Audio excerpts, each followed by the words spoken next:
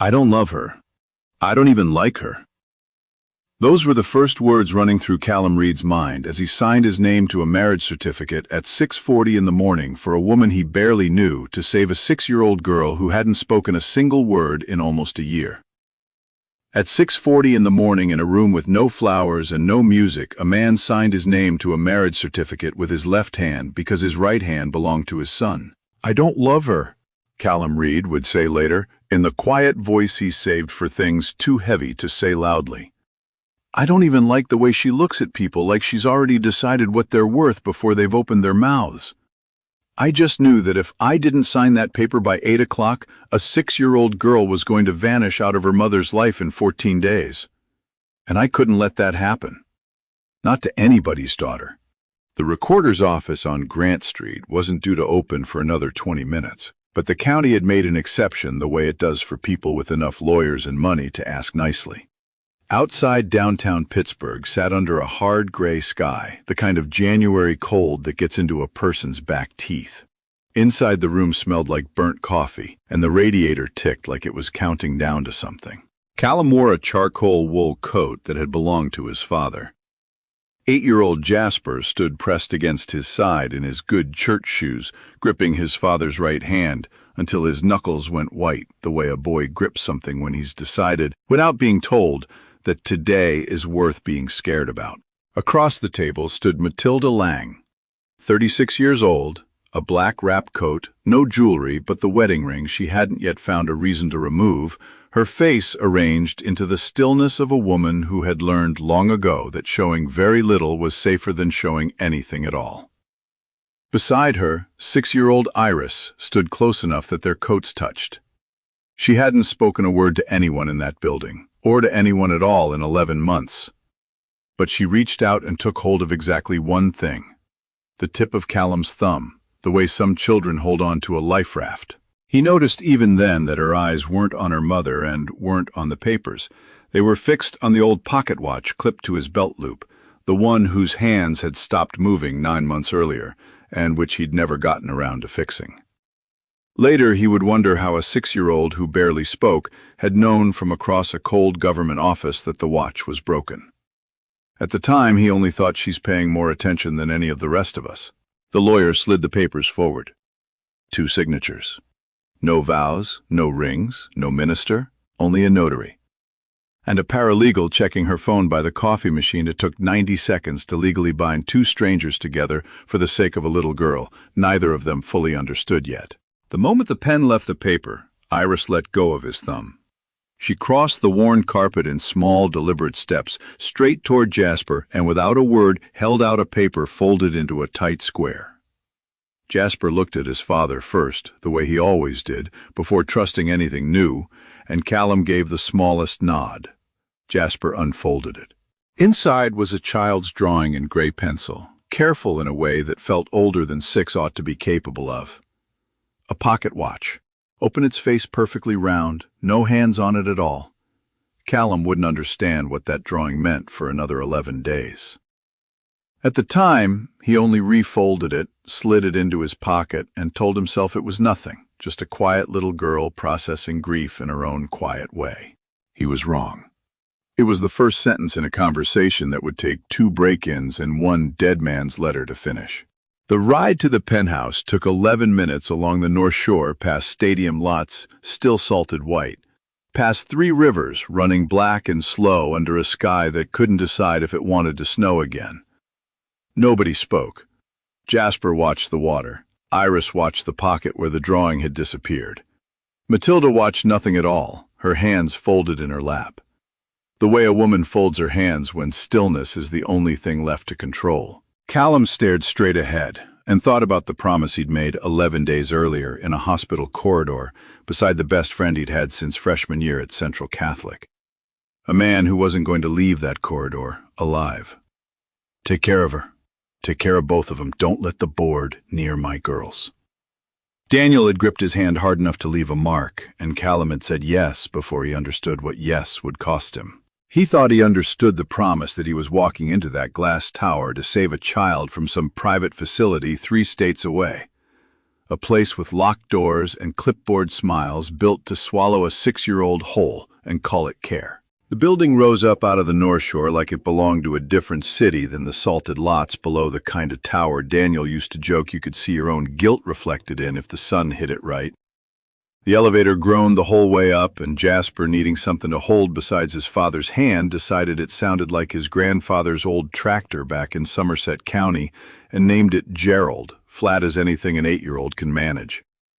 Something in the car eased the way it does when a child says something true and unbothered on a day too heavy for him. "I don't love her," Callum said again, only to himself. "But I made a promise, and Reeds keep their promises." "I thought I was saving a child," he would say so much later, in a voice that had learned to hold grief and something close to peace in the same breath. "I didn't know that child had already started saving me in a way nobody standing in that cold little office could have predicted. What none of them knew, yet not Callum, not Matilda, not even Jasper standing there naming elevators to keep from being afraid, was that the real danger wasn't behind them in that courthouse. It was already waiting upstairs in a stack of unopened mail on a marble counter with a 10-day clock of its own. Callum slept on the sofa that first night, still in his undershirt and jeans, one arm hanging off the cushion, the way it used to when Jasper was a baby, and he'd fall asleep waiting for a fever to break. Jasper had his own room down the hall.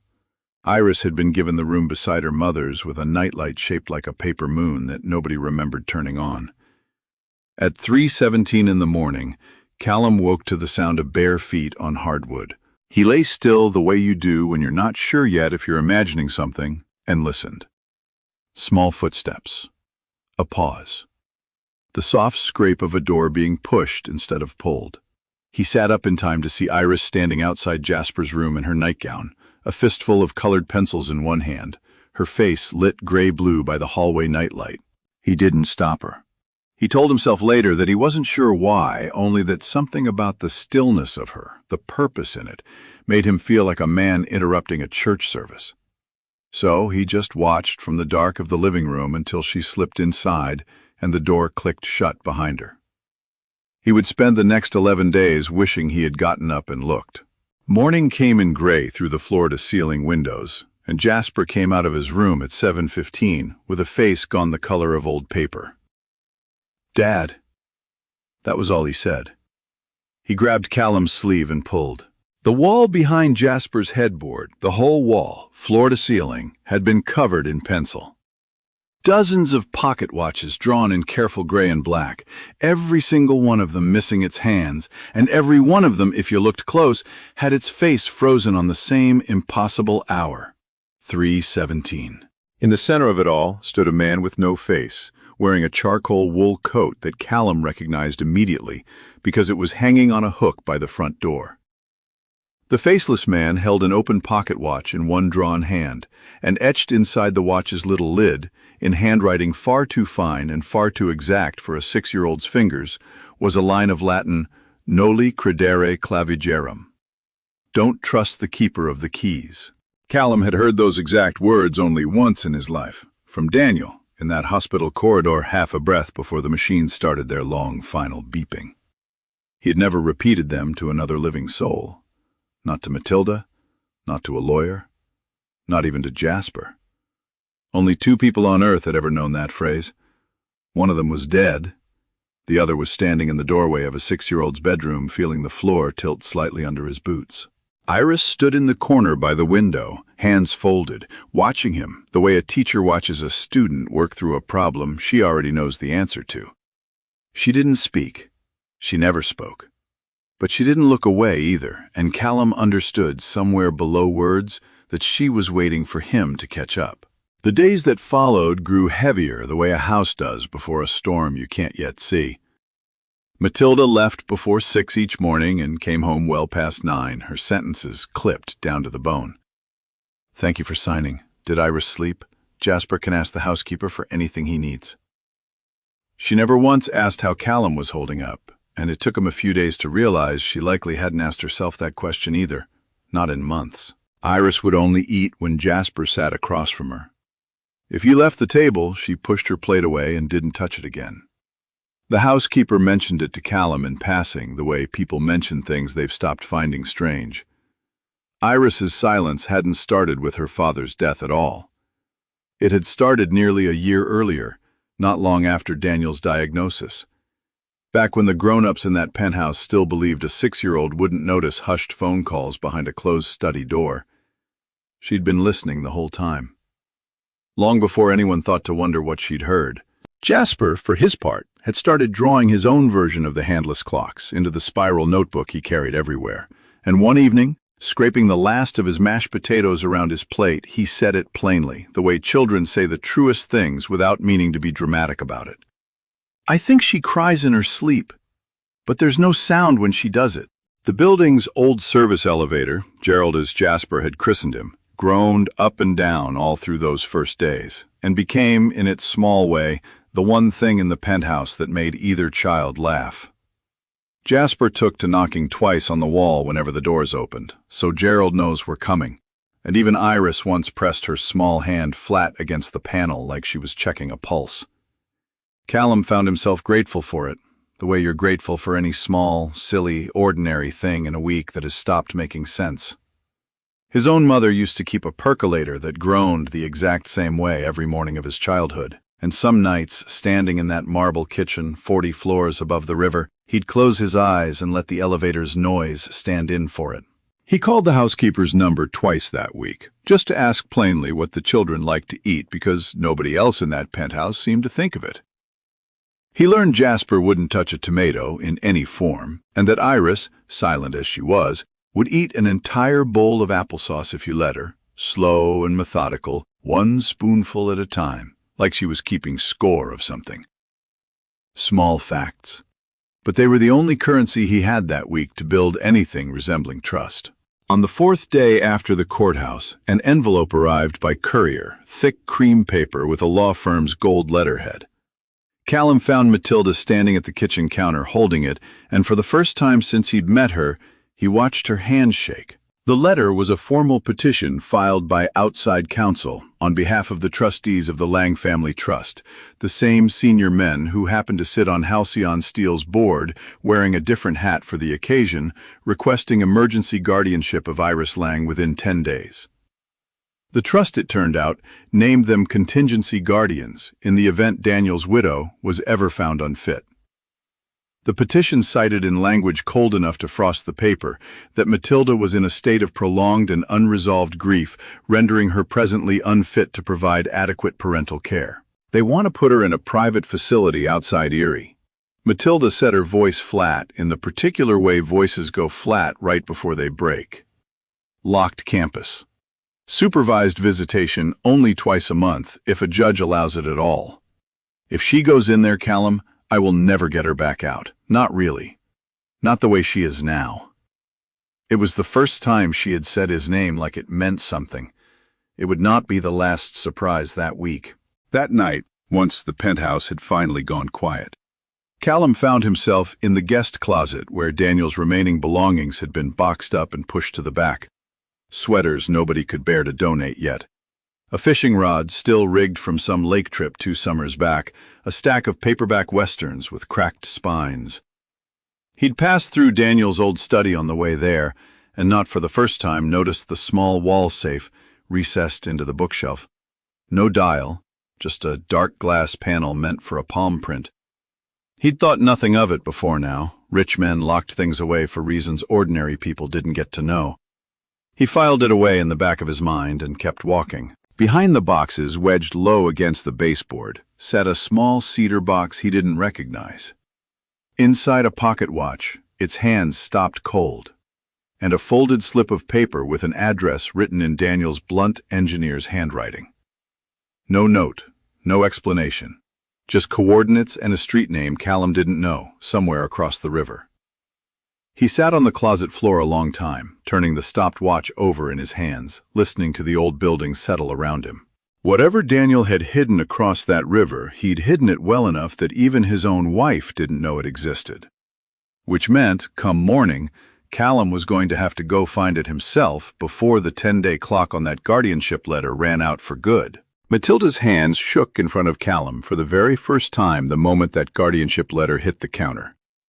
Real terror from a mother about to lose her daughter, or a performance timed perfectly for the one man in the room who still needed convincing Team Real Fear or Team Calculated. Drop your vote below before the next part. The address on Daniel's slip of paper led Callum to a walk-up on the south side slopes, one of those narrow brick row houses stacked up the hillside like books, leaning against each other, with a view of the Monongahela that real estate agents call charming, and everybody who's actually climbed those front steps in January calls something else entirely. There was no name on the buzzer, just a strip of yellowed tape where a name had clearly been peeled off. He'd told Matilda he was taking the kids to the Andy Warhol Museum for the afternoon, and it wasn't even really a lie. The housekeeper's niece had them there right now looking at soup cans while Callum stood on a stranger's porch holding a key that had been taped to the bottom of the cedar box. The steps up from the street were steep enough that he stopped twice, the way anyone stops twice climbing those south side hills in January. And both times, he found himself looking back down at the rooftops and the river beyond them, thinking about the last time Daniel had dragged him someplace this inconvenient. A fishing cabin up near Punxsutawney. 5 hours each way for 2 days of rain and bad coffee, and Daniel laughing the whole drive back about how his own grandmother used to swear the only cure for a wasted trip was pie from the diner on the way home. Callum hadn't thought about that trip in years. He thought about it now, standing on a stranger's porch with a stolen key, and felt something in his chest go tight in a way that had nothing to do with the cold. The key fit the second lock he tried. He had told himself walking up those steps that he was only there to close a loose end for Daniel's sake.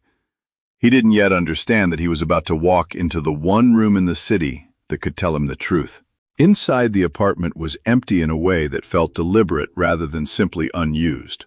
No furniture, no curtains, a thin film of dust across the hardwood, undisturbed except for one clean rectangle near the window, as if something had been sitting there recently and then taken away.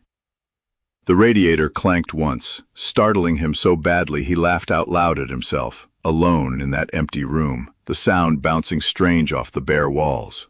He walked the length of it slowly, kitchen, one bedroom, a bathroom, with a single bar of dried-out soap still sitting in the dish, as if whoever had lived here had left in the middle of an ordinary Tuesday and simply never come back to finish it. There was a smell, faint and stubborn, of pipe tobacco, long since gone cold, and Callum thought unbidden of Daniel standing on his own back deck 2 summers ago, pipe in hand, telling him in that dry, unhurried voice of his that a man ought to have at least one place in the world nobody else knew about. Callum had laughed it off at the time. He wasn't laughing now. On the built-in shelf beside the fireplace sat a single photograph face down. Callum picked it up, turned it over, and stood there long enough that the light through the window shifted a full degree before he set it back down. The photograph showed Matilda, unmistakably Matilda, in a charcoal suit he now half recognized from a closet 40 floors above the river, seated across a table from a silver-haired man Callum didn't know in what looked like a private dining room, dark wood paneling, the kind of quiet, good-taste room that only exists behind a members-only door at a place like the Duquesne Club downtown. Matilda's hand rested near the man's on the white tablecloth, not touching, close enough that it read like something anyway. In the bottom corner, a small digital timestamp, the kind that gets burned into a photo automatically by an old security camera. 6 days after Daniel died. 6 days. Not 6 weeks, not 6 months, 6 days. After they'd lowered her husband into the ground, Matilda Lang had been sitting across a private table from a man Callum had never once seen, at the funeral 5 full days before she'd ever placed a single phone call to Callum himself. He flipped the photograph over with hands that had gone strangely steady, the way hands sometimes go steady right at the center of something breaking. On the back, in Daniel's blunt engineer's handwriting, 4 lines that Callum would read so many times over the following weeks that he'd eventually be able to recite them in his sleep. If you're reading this, it means she's already pulled you into the game. I'm sorry, Cal. I didn't want it to be you. But you were the only clean name I had left to give her. Don't believe anything she tells you about why she needs you. Believe what the trust documents say and nothing else. Callum sat down on the bare floor of that empty apartment, the photograph in one hand and his dead friend's handwriting in the other. And for the first time since the courthouse, he let himself feel the full shape of what he'd walked into.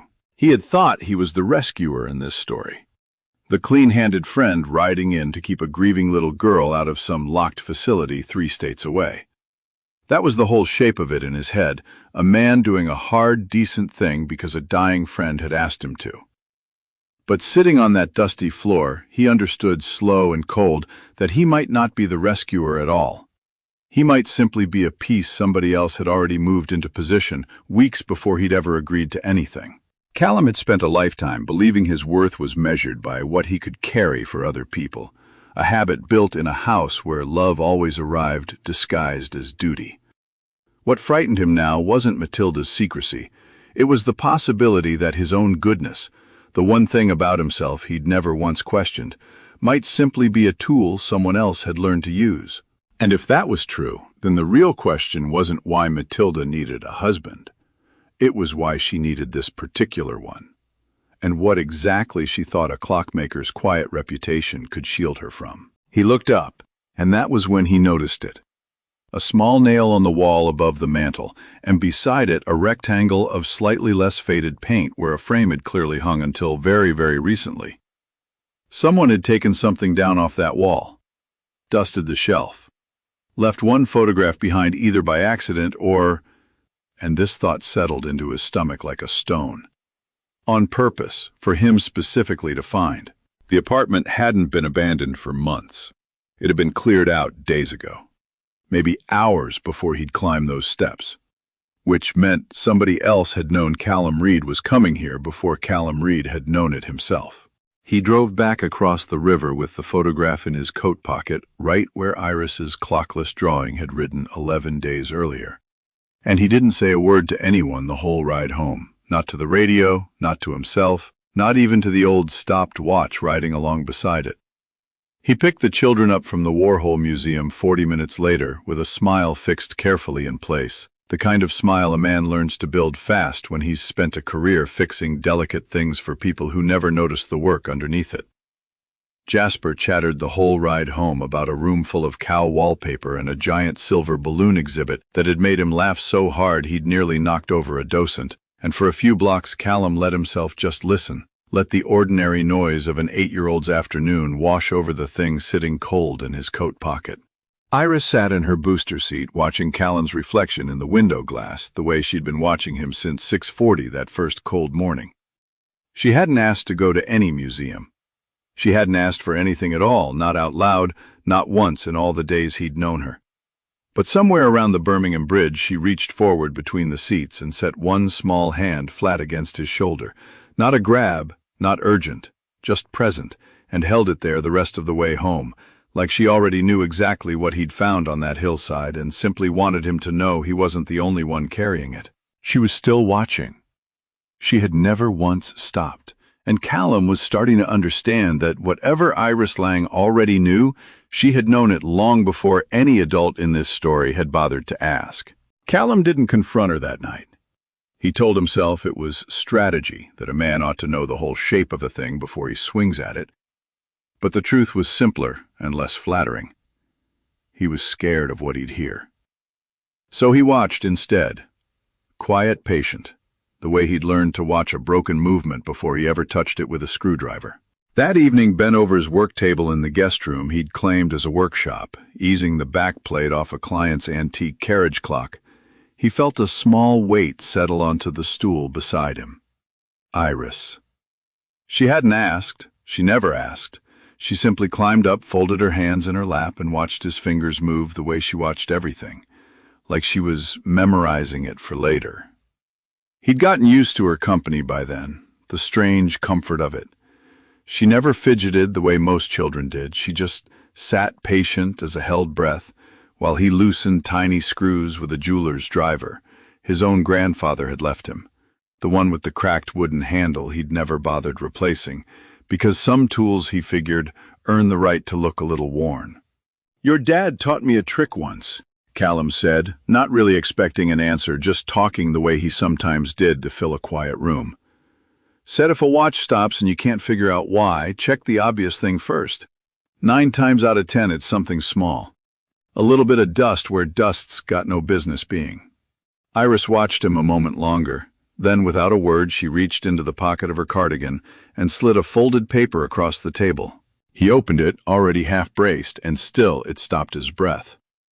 A pocket watch drawn in the same careful gray pencil, open on its hinge, and inside the lid, in handwriting too fine for 6-year-old fingers, the exact Latin phrase burned into his memory from that dusty apartment across the river.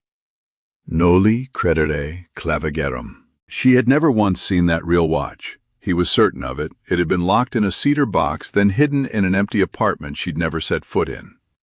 Iris, his voice came out rougher than he meant it. Where did you learn those words? She didn't answer with her mouth. She never did. But she lifted one hand and touched 2 fingers to her own ear, then to her chest, slow and deliberate. And Callum understood. Cold all the way down. She hadn't seen it. She'd heard it. Sometime, somewhere, before her father died, she had heard him speak that phrase out loud, and her mind, unable to say a word back to the world, had simply kept it perfect and unspoken, waiting for someone who needed it more than she did. He went back across the river alone the next afternoon while the children napped under the housekeeper's watch, and this time he didn't stop at the photograph. He pried up the loose floorboard by the window, the one board in that whole clean-swept apartment where the dust pattern didn't quite match, and found a rusted cookie tin holding 4 micro-cassette tapes, unlabeled, and a dictation recorder with a dead battery he had to run out and buy fresh.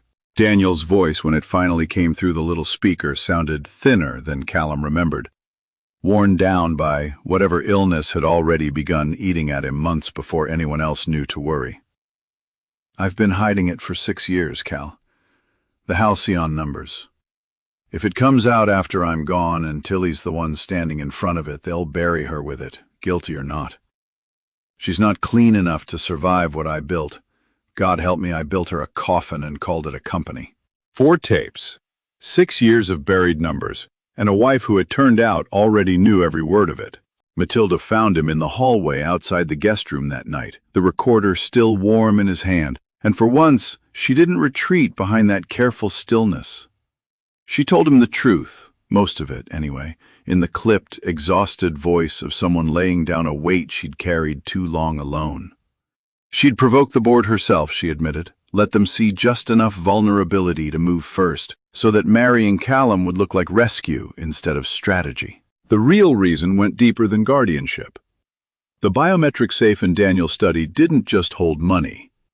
It held a dead man's switch if Iris were separated from Matilda's legal custody for more than 30 days. 6 years of buried corruption would auto-release to the press and the SEC. The company would collapse. Daniel's name would be destroyed in every obituary rewritten after the fact, and Iris would carry that stain for the rest of her life. Whether she understood it at 6 or not. I needed someone clean, Matilda said, not looking at him. Someone the board couldn't paint as an opportunist. I needed you long enough to disarm it legally. I'm sorry, Callum, I am. But I wasn't going to lose her to save my own conscience. Control had been the only language Matilda trusted since the day she'd learned that stillness kept people from asking questions she wasn't ready to answer. Underneath the calculation wasn't greed, it was an old plain terror of being unmasked as someone who hadn't been enough to save her own husband from the wreckage he'd quietly built. She told Callum just enough truth to keep him standing beside her, because the version where she told him everything was the version where she finally had to stand alone. He said nothing. He only thought standing there in that hallway, with his best friend's dying confession still warm in his palm, I was never the rescuer in this. I was the last clean name left on the board. Jasper's fever broke that same night, high and sudden, and in his delirium he called out for his father, but reached instead for Iris's hand, gripping it through the dark like a boy holding a rope. By morning, clear-eyed and pale, he said the thing that knocked Callum flatter than any of it had. I don't want to be a fake brother anymore, Dad. You married her for the secret, not for us. Iris heard every word from the doorway. She didn't eat again for 2 days. They disarmed the switch a week later in a closed legal proceeding that took 4 hours and felt like 4 years. Rooms full of quiet men in good suits, documents passed back and forth, Matilda's voice steady and clipped through every question.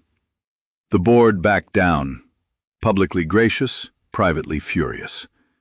The press, fed carefully curated details by somebody on Halcyon's communications team, wrote gentle pieces about a blended family built on compassion, with a photograph of Callum and the 2 children at a Pirates game some intern had clearly staged. Someone offered Callum a consulting retainer to keep humanizing the brand, a phrase that sat in his stomach like a swallowed stone. Matilda touched his sleeve afterward in the elevator and said quiet, "You saved us both." It felt for exactly 9 days like the story might actually be over. Long enough that Callum let himself unclench just slightly. Long enough that he started sleeping through the night again and started, without quite noticing he was doing it, humming while he worked. Then Callum found the second document locked in Matilda's private safe, dated the week before their courthouse wedding. A prenuptial agreement, but not the kind that protects money. If the marriage ever ended for any reason, if Callum learned the whole truth and chose to walk guardianship of Iris, would transfer automatically to a trust controlled by the very trustees Matilda claimed to be fighting. And alongside it, prepared and dated, sat a dossier ready to release to the press. Callum Reed portrayed in careful, damning language as a man who'd exploited a grieving widow and a traumatized child for money and standing. The marriage had never been a shield built for Iris. It was a cage engineered so precisely that he could never leave it without destroying both children and himself in the leaving. The switch itself only ever needed 30 days. Everything built on top of that, the trust, the dossier, the permanence of it all, Matilda had added on her own, for reasons that had nothing to do with any lawyer's advice. Matilda hadn't only needed to save a company, she'd needed to bind permanently the one man her husband had trusted absolutely, because somewhere underneath all that careful stillness she couldn't bear the thought that one day Callum might simply choose his own son and leave her holding the wreckage alone. Callum read every page in the empty study, the lamp low, the house gone silent around him. He didn't shout, he didn't throw anything, he only sat there a long while, the papers loose in his lap, looking down the hall at the 2 children asleep on the living room sofa, tangled together under one blanket. Jasper's arm thrown protectively over Iris's shoulder, the way brothers do it without ever being taught. He recognized the shape of the trap because he'd built smaller versions of it his whole life. Every promise kept long past the point of reason. Every time he'd told himself, a good man simply endures. The anger he'd braced for never fully arrived. What came instead was something closer to grief, for all the years he'd spent mistaking obedience for virtue. Looking at his son's arm thrown over a little girl who wasn't his blood, he understood the only way out of Matilda's cage was to stop believing that staying, no matter the cost, was ever the same thing as love. Whatever came next, he understood one thing with total clarity. He was done being anybody's clean name, anybody's shield, anybody's convenient rescuer. The only question left was what he was willing to do about it. Callum did not call a lawyer that night, and he did not call a reporter.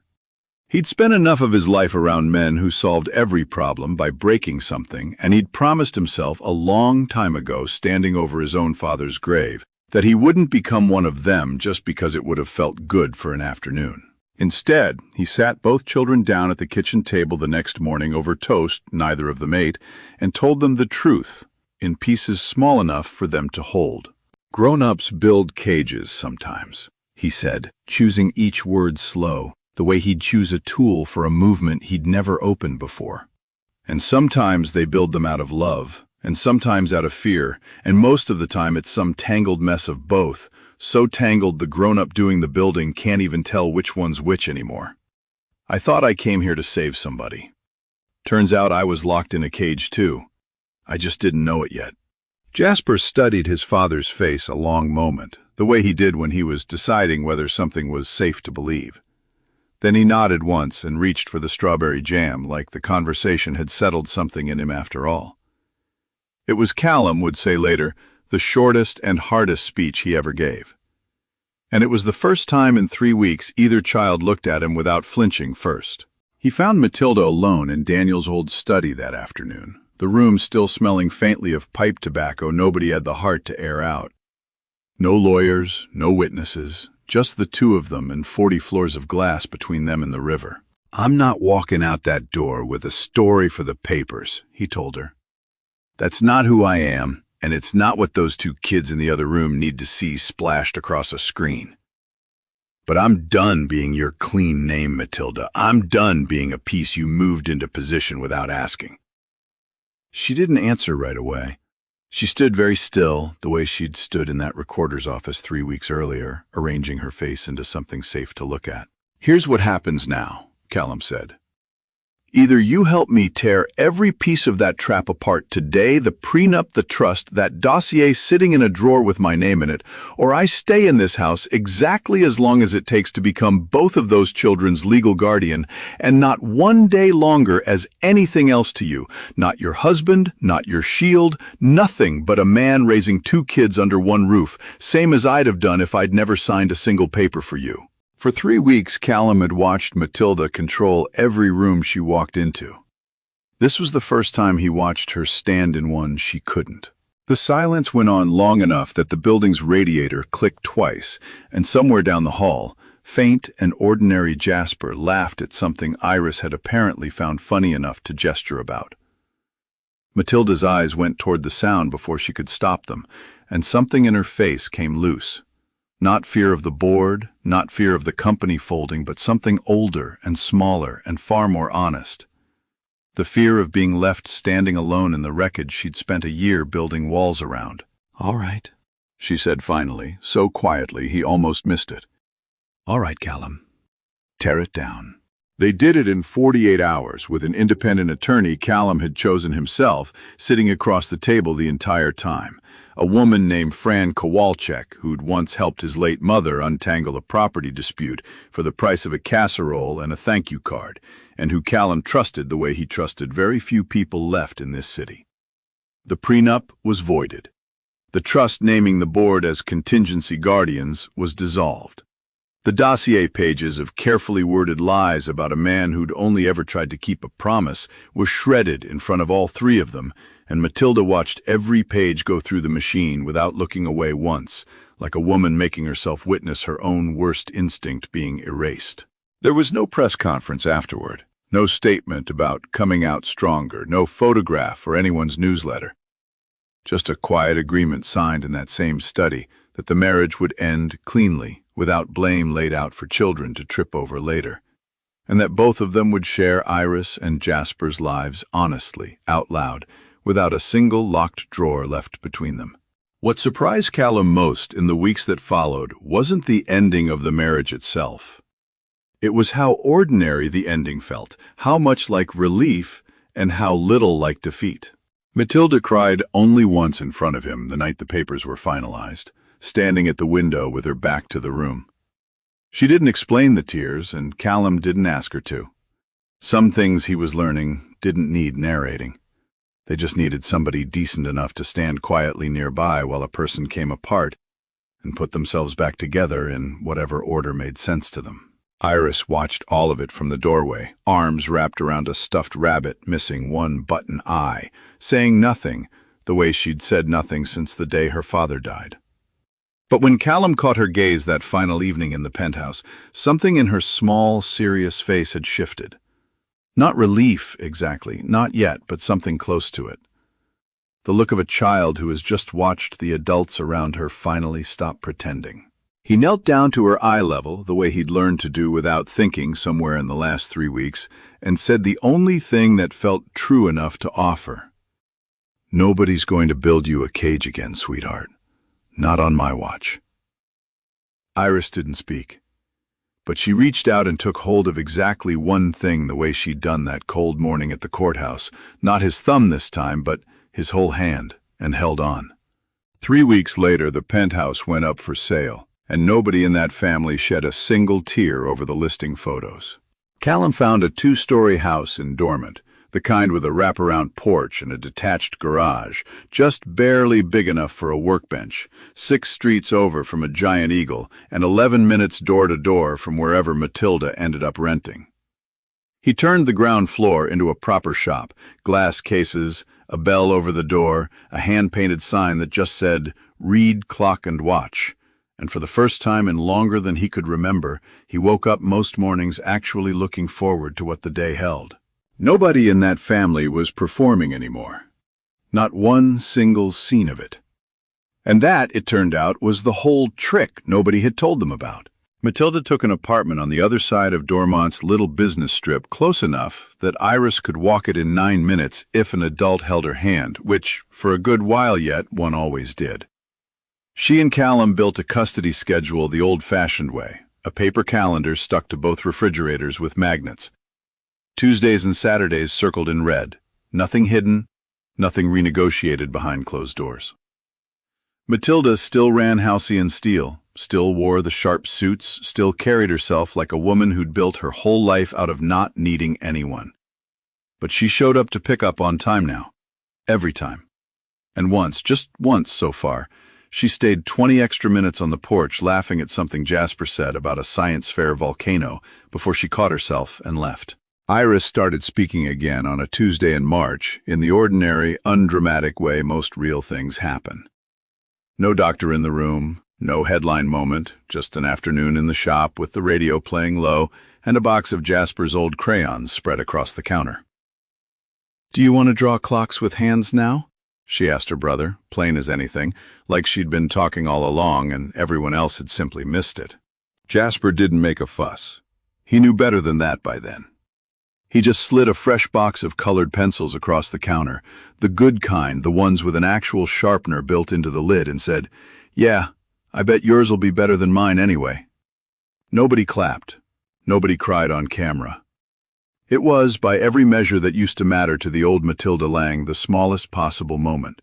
It was also, by every measure that mattered now, the biggest one this family had. Every night before bed, Callum wound the same old clock that sat on the kitchen shelf, not the pocket watch which stayed stopped on purpose now, framed on the shop wall as a reminder of the year everything nearly went sideways. But a plain oak mantel clock that had belonged to his own grandmother, the one whose kitchen had smelled permanently of yeast rolls and coffee gone slightly too strong.